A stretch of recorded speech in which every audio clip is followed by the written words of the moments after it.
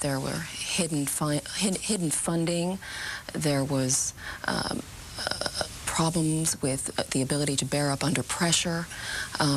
We discovered, as the world now knows, that he was taking the anticonvulsant drug Dilantin without a doctor's advice or prescription. There was a lot there that reporters had not yet uncovered, and even the various Watergate investigations had never gotten to.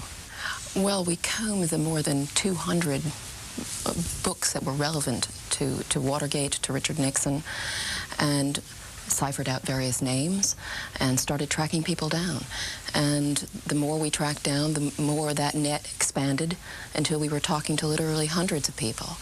And we then sieved through the information and put it together and shook it and saw what fell out. And there were a lot of important stories that fell out of that basket then.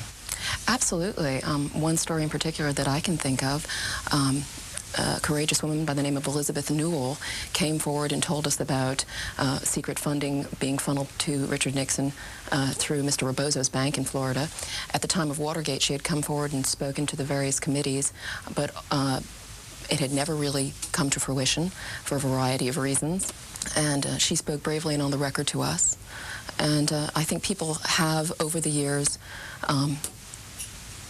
tried to speak out, and many of them talk to us and more freely. Yes, in some cases we have been able to get new information. We spoke at length. I spoke on 3 separate occasions at length to Dr. Arnold Hutschnecker, a psychotherapist in Connecticut, who had treated Mr. Nixon beginning in the early 1950s, and they maintained a long relationship over 30 years, Mr. Nixon turning to Dr. Hutschnecker in times of crisis. And heretofore, Dr. Hutschnecker had always played down their relationship, and when I spoke to him finally in 1995 for the first time, he confessed to me that prior to Mr. Nixon's death, he'd communicated with the president and said, "When you're gone, sir, is it all right if I speak more freely?"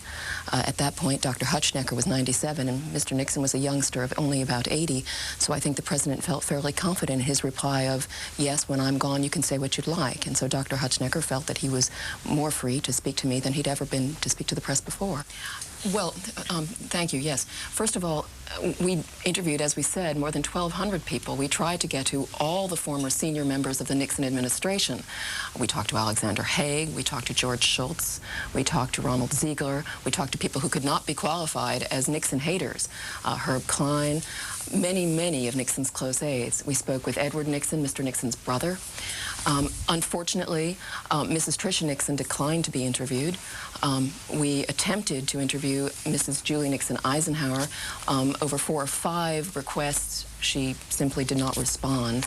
And finally, John Taylor, who's we've heard a lot from in the press in the last week with the publication of this book, also declined outright to be interviewed. So we certainly made every effort to interview as many senior Nixon administration officials as we could. Obviously, we had the unfortunate deaths of Mr. Haldeman prior to the publication of the book, prior to our even beginning work on it, but we spoke extensively to John Ehrlichman, and so we did try to cover all of those bases. Well, we learned about Dilantin from Jack Dreyfus, the founder of the Dreyfus Fund and the Dreyfus Medical Foundation, who's a great advocate of Dilantin use. He would like to see Dilantin, which is currently only approved by the Federal Drug Administration as an anticonvulsant for epileptics, to be able to be used by people for a wide variety of different ailments. Mr. Dreyfus believes it can help everything from depression to stomach disorders. Mr. Nixon met with him in the mid-1960s, seemingly right about the time he was elected, and Mr. Dreyfus was pitching the wonders of Dilantin, and Mr. Nixon said, "Yes, I'd like some of those."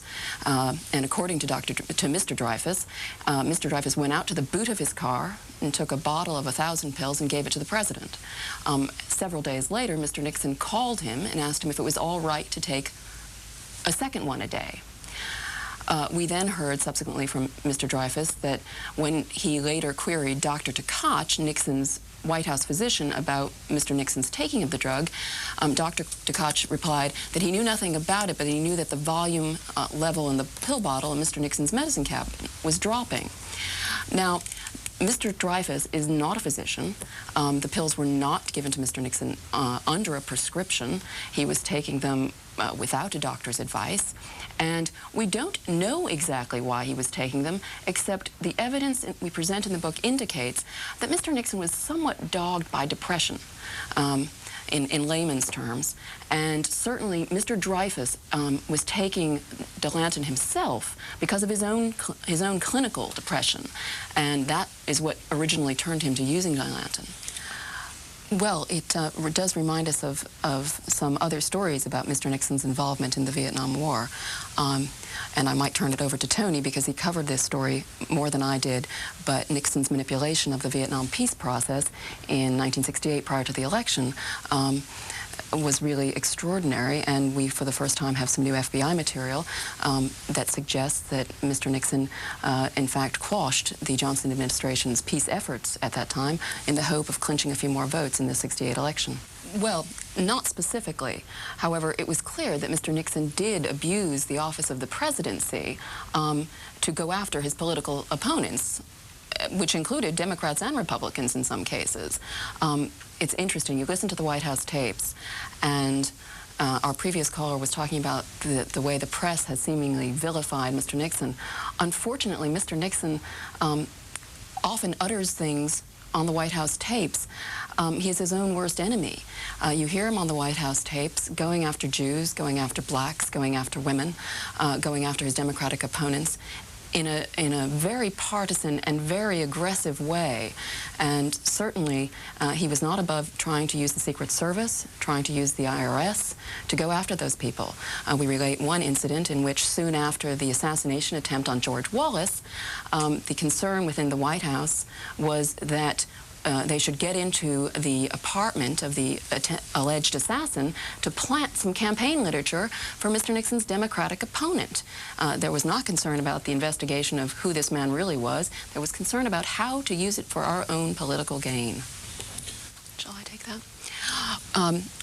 Well, the reason the book is coming out now is very simple. The publishers decided that because it was the end of the summer, it was a good time. People were coming home, coming back from the beach, and wanted to get back to serious life. And this book is about serious life. It's about politics. It's not an attempt to demonize Mr. Nixon. And I think it's interesting, really, caller, we're looking at history, and this book is a 600-page history book with 150 pages of footnotes and many, many other pages of author's notes. And it's very carefully written, and yet we're being led to believe by some of the reporting about the book in the press that it's an effort to demonize Mr. Nixon. Is it not fair to investigate our presidents for historical purposes? Would we say the same thing about Julius Caesar if we were doing a book about Bonaparte? Mr. Nixon still divides this country, and his policies and the effects of the Watergate era and of the Nixon era still have an effect on us today. It's very interesting to examine, and it's relevant in an election year to look at his life and his legacy. It's not partisan, and it's certainly not an attempt to demonize Mr. Nixon. Well, I spoke at length for about an hour or so to General Haig, and I found him to be careful in his answers. He's charming. He is a very, very intelligent man. I think he has kept his own counsel on those last days in the White House to a certain extent. But I think, caller, that you're quite right in your assessment that General Haig he saw the inevitable after the release of the so-called smoking gun tape. I believe that the evidence suggests that he knew that it would be best for the country for Mr. Nixon to resign, and that as we portray it in the book, that his job as Mr. Nixon's chief of staff at that point was to make that transition possible for Mr. Nixon, possible for the country, and possible for the incoming president. And that's my assessment. And you'll recall that only a year or so ago, when the United States was intervening in Kosovo at about the time of the Monica Lewinsky scandal, these were just the questions that were being asked about Mr. Clinton. Was this a war of distraction, and was it being done for political reasons? These are relevant questions to ask of our president and about our presidents.